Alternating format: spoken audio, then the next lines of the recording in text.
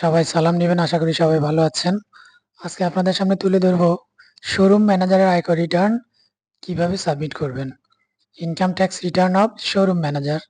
আমাদের দেশে আপনার বিভিন্ন প্রাইভেট কোম্পানির, বিশেষ করে ইলেকট্রনিক্স প্রোডাক্ট যারা সেল করেন, তাদের যে শোরুমগুলো আছে, সে কোম্পানির শোরুম, এই শোরুমের যে ম্যানেজার থাকেন, তাদের আয়কর রিটার্ন কিভাবে আমরা সাবমিট করতে পারি। প্রথমে আমরা যার আয়কর রিটার্ন সাবমিট করব, ওনার যদি টিন না থাকে, ট্যাক্স আইডেন্টিফিকেশন নাম্বার না থাকে, তাহলে ট্যাক্স আইডেন্টিফিকেশন নাম্বার আমরা তৈরি করে নিব।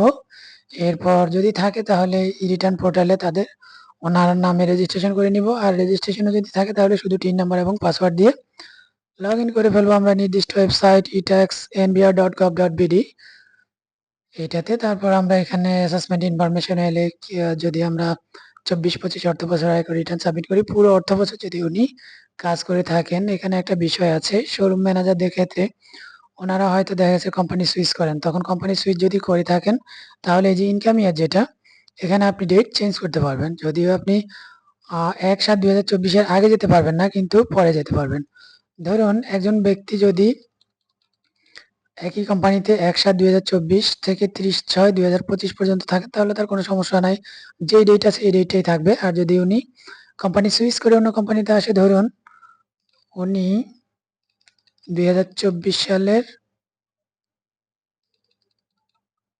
নভেম্বরের 1 তারিখ থেকে 30 জুন 2025 পর্যন্ত এই কোম্পানিতে, তাহলে এই টাইম ফ্রেমটাতে ওনার কি একটা হবে, আচ্ছা একটা হবে। আর যদি সরি, এখানে যদি আমরা মনে করি যে উনি এই টাইম ফ্রেমটাতে জয়েন করেছেন এই কোম্পানিতে, তাহলে আগে যদি অন্য কোনো কোম্পানিতে থাকে তাহলে ওটা আমরা একটু পরে বলছি। যদি উনি 1 নভেম্বর 2024 থেকে 30 জুন 2025 এটাই যদি ওনার চাকরিকাল হয়ে থাকে, আগে কোনো চাকরি করেননি, তাহলে এইভাবে থাকবে। আর যদি আপনি মনে করেন যে না, আপনার ক্লায়েন্ট বা আপনি নিজেই যদি শোরুম ম্যানেজার হয়ে থাকেন, তাহলে আপনার আগের যে সময়টা, ওই যে 1 জুলাই 2024 থেকে আপনার 30 অক্টোবর 2024, ওই যে 5 মাস, ওই যে 4 মাস, ওই 4 মাস যদি আপনি অন্য কোনো কোম্পানিতে থাকেন, তাহলে ওটা আপনি অন্যভাবে দেখাবেন, কোনো অসুবিধা নাই। সেটা আপনার এই যে দেখাচ্ছি আমি ডিটেলসে যাওয়ার আগে, ইনকাম ফ্রম এমপ্লয়মেন্টে এসে আপনার এই যে যখন আপনার এই জিনিসগুলো ফিল আপ হয়ে যাবে, তাহলে এই যে এখানে একটা আছে, হয়ে গেল। আর এটা ফিল আপের পর, এটা ধরুন আপনার নভেম্বর থেকে জুন পর্যন্ত, আর আপনার আগের যে 4 মাস, ওটা আপনি এই যে এখানে অ্যাড এমপ্লয়মেন্ট, এটাতে ক্লিক করলে নতুন একটা অপশন চলে আসবে। এই ঘরে আপনি আবার চাইলে বাকি 4 মাসের আপনার যে চাকরি ছিল অন্য আগের কোম্পানিতে, এটা এখানে উল্লেখ করতে পারবেন। ওকে, ব্যাপারটা আপনাদের কাছে হয়তো একটু জটিল মনে হতে পারে, আসলে অত জটিল না। ওকে, আমরা অ্যাসেসমেন্টে ফিরে যাই। অ্যাসেসমেন্টে এখানে এসে আপনার যদি ট্যাক্স এক্সেম্পটেড কোনো ইনকাম থাকে যেটা শতভাগ করমুক্ত, তাহলে এখানে ইয়েস ক্লিক করবেন, তা না হলে নো থাকবে। ইনকাম ফ্রম এমপ্লয়মেন্ট, ওকে। যদি অন্য কোনো সোর্স থেকে ইনকাম থাকে, ওগুলো সিলেক্ট করে রাখবেন। অধিকাংশ মানুষেরই যে ফিনান্সিয়াল অ্যাসেট থাকে, ডিপিএস, এফডিআর থেকে লাভ পান বা সঞ্চয়পত্র থেকে লাভ পেয়ে থাকেন, কৃষি থেকে যদি কোনো ইনকাম থাকে, এগুলো সিলেক্ট করে নেবেন, না হলে নাই। মনে করি যে উনি ঢাকা দক্ষিণ সিটি কর্পোরেশনে চাকরি করেন, আচ্ছা সরি, ঢাকা দক্ষিণ সিটি কর্পোরেশন হচ্ছে ওনার location of main source of income. ওনার মনে করলাম যে 50 লাখ টাকার উপরে সম্পদ, মোটর কার আছে।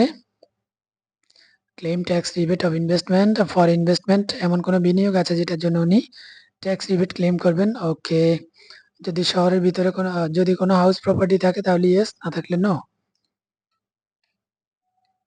তারপর এখানে এসে showroom manager private company, private other than government pay scale, এটাই সিলেক্ট করতে হবে।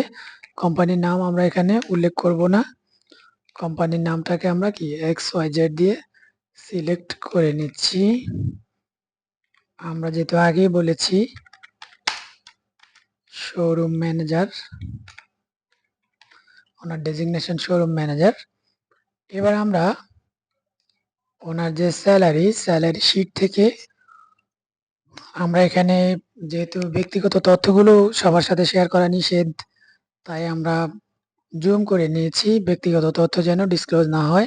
দেখুন বেসিক স্যালারি উনি 12 মাসে পেয়েছেন কত? 1,50,000 টাকা। এই যে বেসিক স্যালারি এখানে বসিয়ে দেব। তারপর হাউস রেন্ট অ্যালাওয়েন্স 90,000 টাকা। এটা আমরা এখানে হাউস রেন্টের এখানে 90,000 টাকা বসিয়ে দেব। তারপর হচ্ছে ওনার মেডিকেল অ্যালাওয়েন্স 22,500 টাকা। এই যে মেডিকেল অ্যালাওয়েন্স 22,500 টাকা বসিয়ে দিলাম। তারপর কনভেয়ান্স অ্যালাওয়েন্স 37,500 টাকা। ওকে। তারপর কি ফেস্টিভ্যাল বোনাস, এই যে ফেস্টিভ্যাল বোনাস কত আবার দেখে নেই, 25,000। ওকে। তারপর হচ্ছে KPI অ্যান্ড আদার্স ইনসেনটিভস, KPI এবং অন্যান্য বোনাস যেটা উৎসাহ বোনাস 4,22,104 টাকা। এটা কোথায় পাবো আমরা? অ্যাড আদার্সে এসে এখানে আমরা লিখব KPI and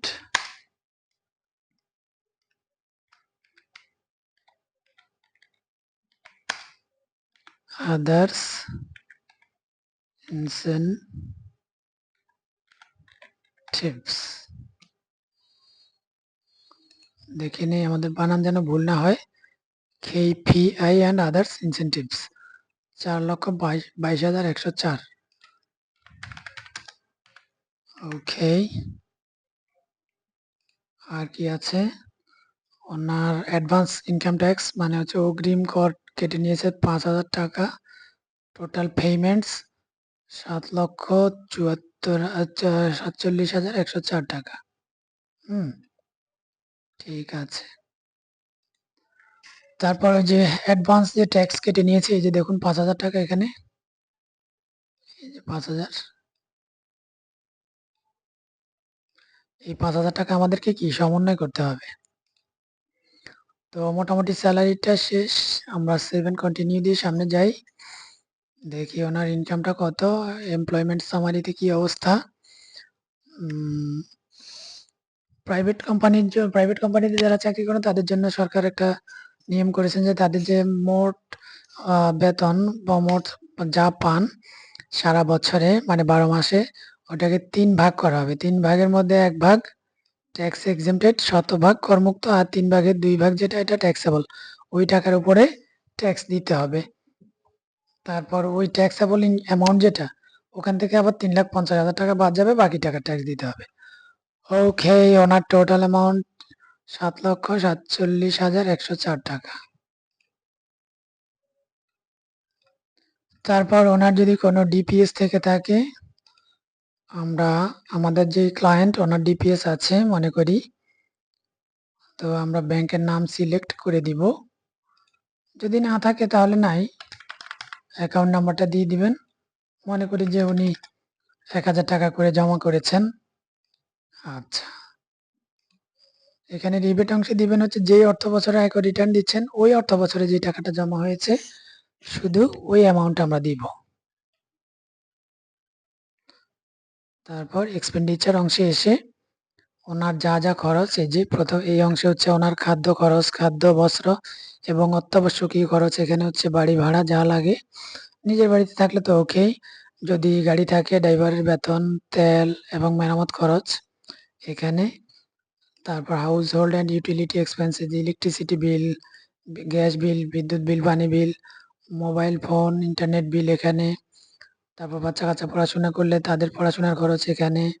festival and other, এই যে ঈদ পূজার এগুলোর খরচ এখানে। নানান ধরনের যত ধরনের খরচ আছে। আপনার অগ্রিম ট্যাক্স ওনার কেটে নিয়েছে কত? 5,000 টাকা। ওটা আমরা এখানে বসিয়ে দিলাম। ওনার যদি লোন থাকে, লোনের কিস্তি বা সুদ সহ যেটা পরিশোধ করেন ওটা এখানে বসাবেন। যাবতীয় খরচ সব বসানোর পর সেভ এন্ড কন্টিনিউ দিয়ে সামনে যাবেন। অ্যাসেটস অ্যান্ড লায়াবিলিটিস অংশে এসে আমাদের যেই ক্লায়েন্টের কাজ আমরা করছি উনি গত বছরে অনলাইনে আয়কর রিটার্ন জমা দিয়েছেন। তো এখানে দেখুন কোনো কিছুই নাই এখন। এই যে একটা সুবিধা আছে ওয়েবসাইটের ইম্পর্টেন্ট অটোফিল, যদি আগে কেউ অনলাইনে আয়কর রিটার্ন সাবমিট করে থাকে তাহলে এটাতে ক্লিক করলে সবকিছু চলে আসবে। এই যে দেখুন সব চলে এসেছে, যা যা তথ্য সব চলে এসেছে ওনার। তারপর আমরা ট্যাক্স এন্ড পেমেন্টে যাই, গিয়ে দেখি কি অবস্থা। ওনার এখানে দেখাচ্ছে ৮,০০৭ টাকা ট্যাক্স এসেছে। ওকে, আমরা ওনার ৫,০০০ টাকা সমন্বয় করে ফেলি। Claim source tax, salary, আইবাস plus plus salary, others হবে। এখানে চালান নাম্বারটা দিতে হবে। চালান নাম্বারটা কই? এই যে ৫,০০০ টাকা ওনার কোম্পানি একদিনে একবারেই জমা দিয়েছে। ২৪25-00, একটু মনে রাখি আমরা, ২৪25-00। তারপর হচ্ছে 19, আচ্ছা 196668, 196668। এগুলো ভুল হলে কিন্তু সমস্যা, ভুল হওয়া যাবে না। তারপর হচ্ছে 201। তারপর এখানে বসাতে হবে ডেট অফ চালান, কোন ডেটে চালানটা হয়েছে।